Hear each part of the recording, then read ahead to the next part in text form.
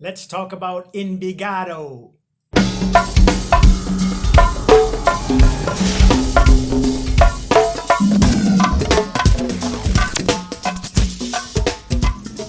Okay, guys, let's jump right in.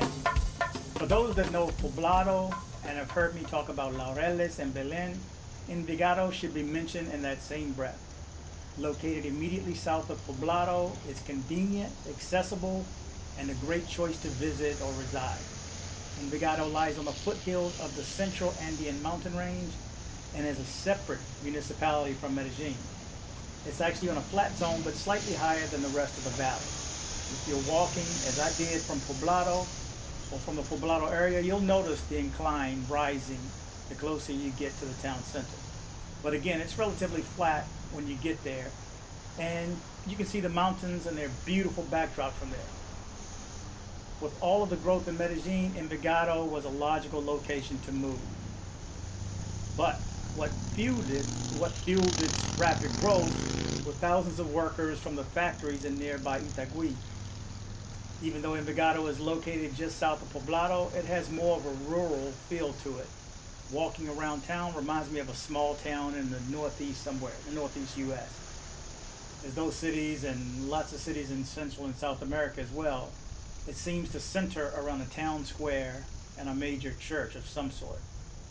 Sabaneta, which is a smaller city and just south of Envigado, was once part of Envigado, all of which are connected with Medellin via three major roads: Poblado Avenue, Las Vegas Avenue, and the Autopista Sur, which is the Southern Highway.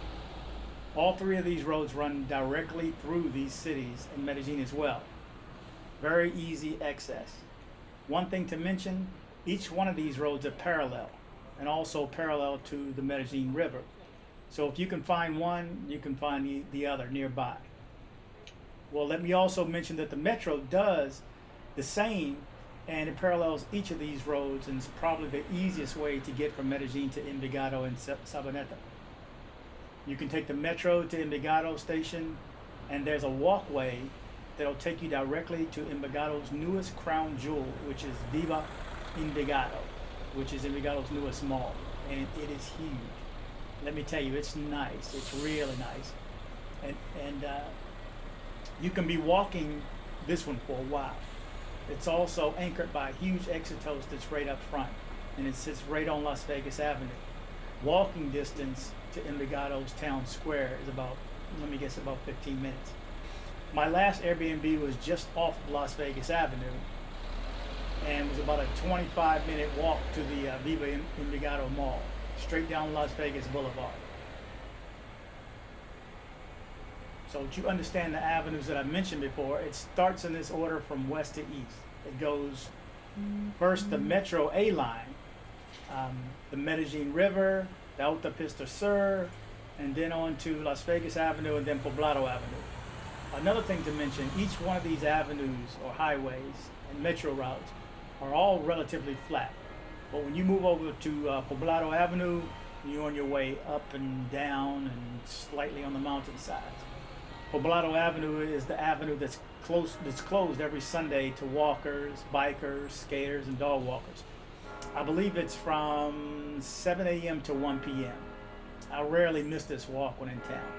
Also, when there's a holiday, which the holidays are always celebrated on Mondays, Poblado Avenue is closed as well to walkers in the same manner. What they do is close half the street, the southbound side to be exact. To me, it seemed like all the pretty people come out on that day. They have their newest fitness outfits. Seems like everyone was fit already, old and young. But if you're just visiting Medellin and you're here on a Sunday, this is something free that you must do. It's actually a beautiful walk between Calle Diaz or 10th Street and the Santa Fe Mall. It is absolutely beautiful. The trees that cover the street, it's really, really nice. And with the weather, it's incredible. This is where I first fell in love with the city, that walk right there. There's also vendors selling things alongside of the road, lots of juices and fresh fruits. And did I say lots? I don't know if you can OD on fruit, but if you can, it can happen here. This is where I always stop for my agua de coco, which is coconut water. So I believe the border between Poblado and Envigado is just south of the Santa Fe Mall. By the way, the Santa Fe Mall is my mall when I'm in Medellin. I love this mall. I like it better than the Viva Envigado. Lots of great stores, lots of sitting areas, lots of great food, and an incredible view of the city from the food court seating area. Everyone I talk to that lives here recommends coming to the mall, if for no other reason, to see the view of the city from the food court. The sitting areas are plentiful and a great place to drink a coffee and just people watch. I mean, throughout the mall. One thing I've noticed about the malls in Medellin and, well, Central America in general, most are open door, if that's a word. They don't have doors that close like here in the US. The weather is so nice, there's no need for AC or heat, so no doors. But from what I remember, Viva Envigado does have doors. I'm not sure why. I don't know, something worth taking. So when looking for a place to stay in Envigado, you can check out the area where I stayed, which is just south of Envigado Mall. This area could still be considered Poblado, but after staying there for months, I kept being told I was in Envigado. It has the same high-rise apartments and same look and feel, although I stayed just down the mountain a bit off of Las Vegas Avenue. This was walking distance to both the Las Vegas Mall and Abocatala metro station, which, let me tell you something, if you're near a metro station, that's a benefit. My first stay was approximately $500 per month. I'm talking US when I mention prices. This area was extremely nice and a mix of residential and office workers. But this is the northern part of Envigado. The central part of Envigado is further south and not many high rises. Mostly, I guess, 2- and 3-story homes and mid-rises. According to Medellin Guru, a 1-bedroom apartment will cost you an average of $477 a month. A 2-bedroom apartment will cost an average of $549, and for a 3-bedroom, an average of $626, all in US dollars again.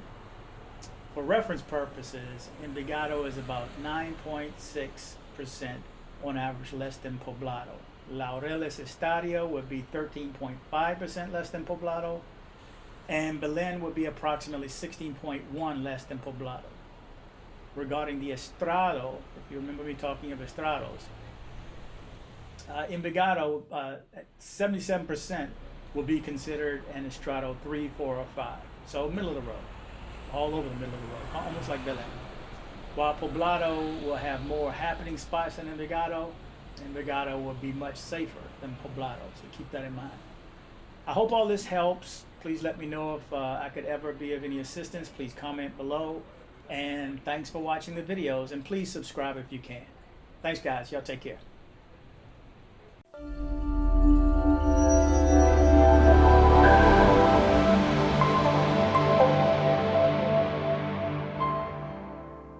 We have a YouTube channel. Like it. Please subscribe and kick the bell.